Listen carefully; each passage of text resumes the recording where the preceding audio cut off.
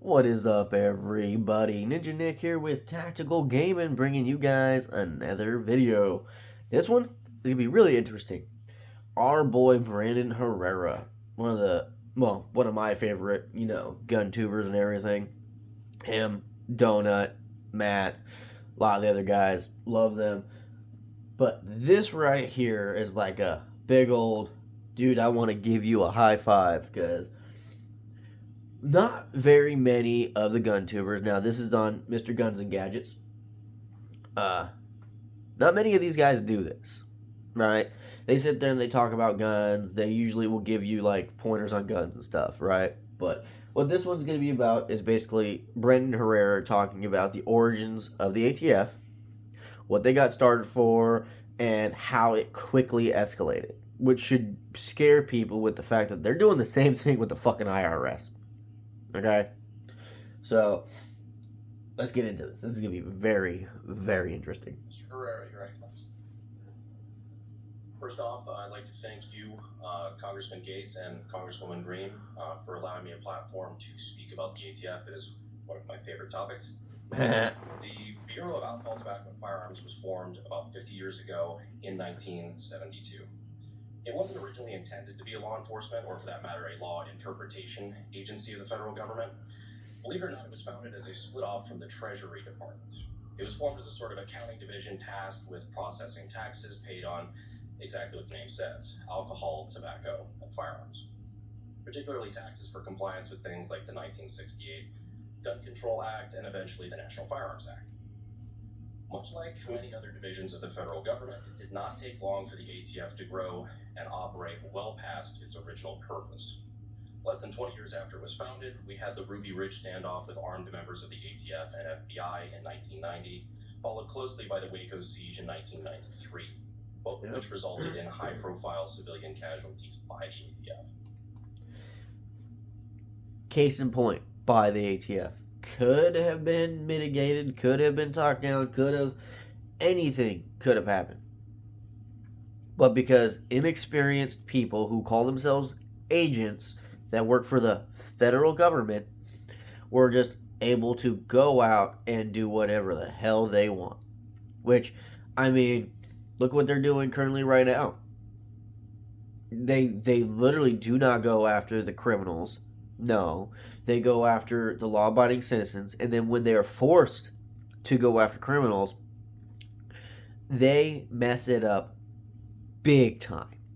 And I do mean big time. To the point where it's obvious that they are a bunch of untrained bureaucrats who literally just go wherever they're pointed to go. Period. They're pointed to go over here, they'll go over there. They're pointed to go over there, they go over there. Kind of like that. Think of it like, a hunter's dog that's supposed to, point at where the kill is, except you have to point at it for this dog, for it to actually go and get it and come back. And then 50-50 shot, or I should say 10-90 shot, that's more likely going to end up bringing the wrong thing back.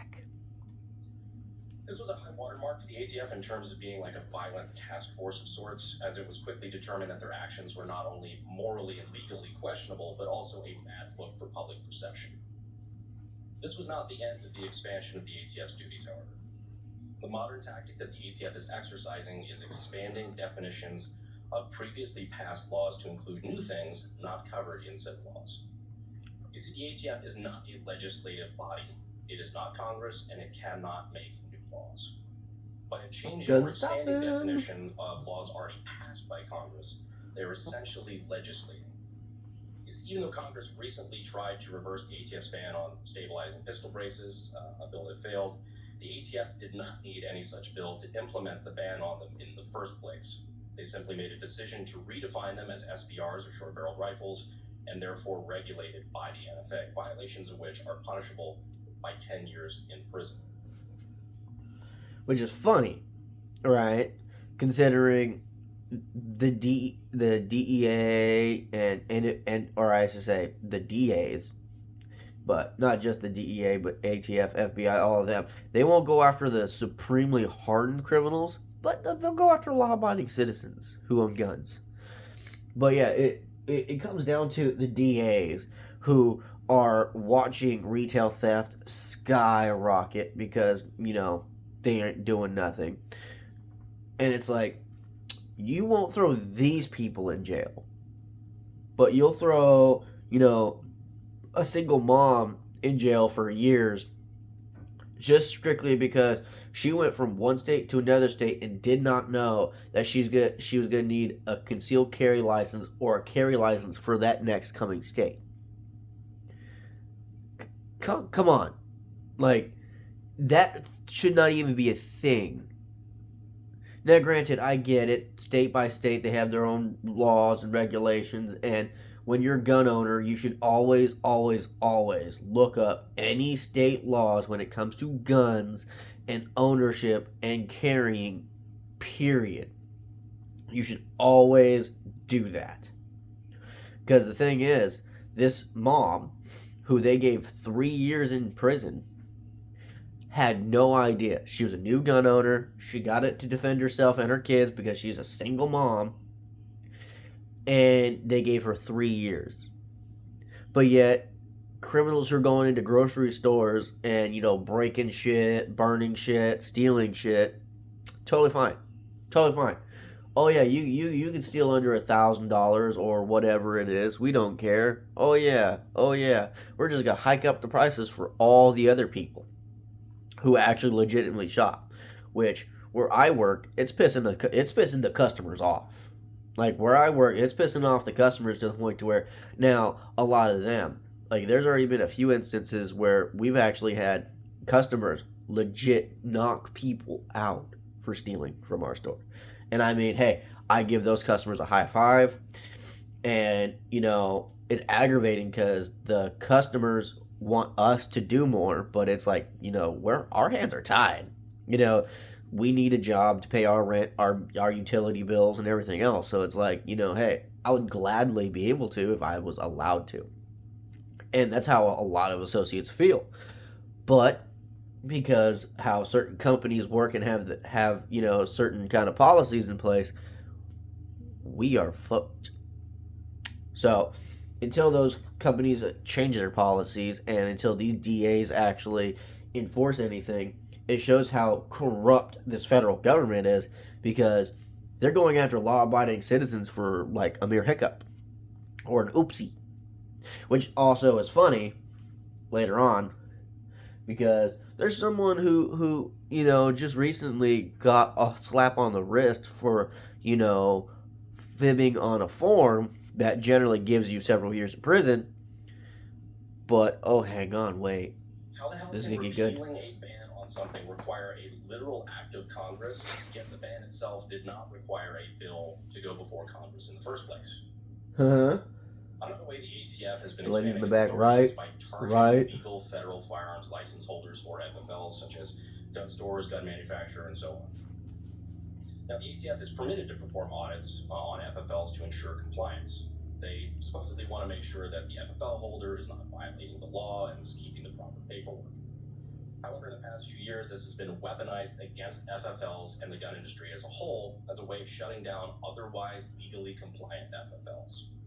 What was originally intended to be a measure to stop rogue gun dealers from operating outside of the law has now, under the Biden administration, become a tool for federal agents at the request of their superiors in D.C. to shut down gun stores and manufacturers for simple clerical errors in paperwork.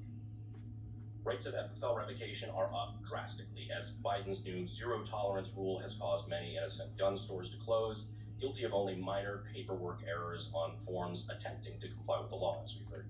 See, now that's funny because Biden's zero tolerance, right? Well, where's his zero tolerance for his son? Lying on the form for you to actually do the background check. He gave someone else's SSI number. He gave them someone else's ID because you need to show your ID. You need to give them your SSI number while you're filling out that paperwork. Now it's on a tablet kind of thing, but when you're filling it out, you need to give out all current and all up-to-date information, period. And if you don't, you get caught lying, That's jail time. Not only is it jail time, but you lose your right to own a firearm because you're lying on a firearm form. So, how is it these people, these FFLs who make money paying their rent, their utilities, all that other kind of stuff with this job of being an FFL, they are losing everything because of Biden and his administration? But yet his son gets a slap on the wrist. He gets a plea deal. What kind of plea deal did they give him? Other than, oh, well, because you're the president's son and we don't want to piss the president off, we're just going to be like, oh, it's totally fine. We're just going to make it seem like we're doing something. But after this and everything, no one's going to pay attention. Which is why they're flooding the news with a whole bunch of other bullshit. Like, if you haven't noticed, on CNN, MSNBC, Fox News, like all these major news stations, they're just flooding it with a whole bunch of bullshit between aliens and fucking like stupid shit that actually does not matter. It's like, yep, something's going on in our federal government that needs to be dealt with big time. Today. I'm personally also an FFL. And I have little doubt that because I'm here willing to talk to you about this publicly, I can expect my audit to be coming shortly. He says that with a smile on his face. We shouldn't have to be worried. He's like, oh, I know y'all are coming. Come on, Fed boys. For fear of targeted backlash. As gun owners, we shouldn't have to worry about new gun. I hope he has all his cameras on in his shop when they show up, so then he can do a video on it. Please, Brandon, do it. Has to be reined in from the top. Not only for the sake of gun owners across the country, but also to set a precedent.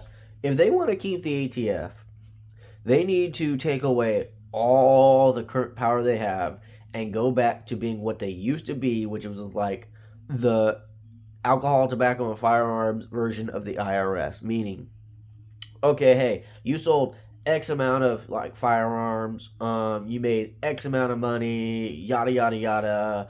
Okay, just make sure that they're not selling illegally. You know what I mean?